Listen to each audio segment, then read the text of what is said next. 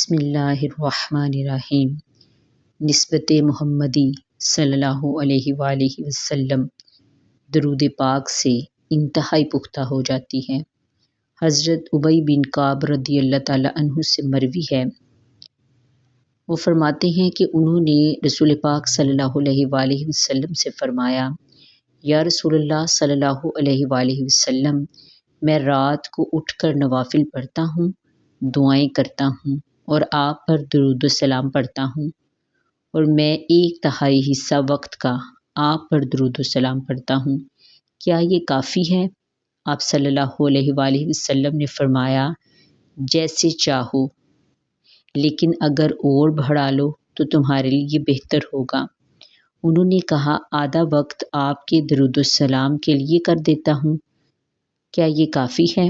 نبی پاک صلی اللہ علیہ وآلہ وسلم نے فرمایا، اگر تم چاہو تو اور بڑھا لو، اور اگر بڑھا لو تو یہ تمہارے لیے بہتر ہوگا۔ عرض کی، یا رسول اللہ صلی اللہ علیہ وآلہ وسلم، اب میں 2/3 کر دیتا ہوں، کیا یہ کافی ہے؟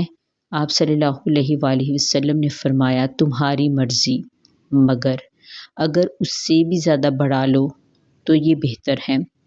پھر وہ عرض کرتے ہیں کہ میں نے فیصلہ کیا کہ میں نبی پاک صلی اللہ علیہ وآلہ وسلم پر سارا وقت نوافل اور دعاؤں کا جو ہے وہ آپ کے درود السلام کے لیے وقف کر دیتا ہوں۔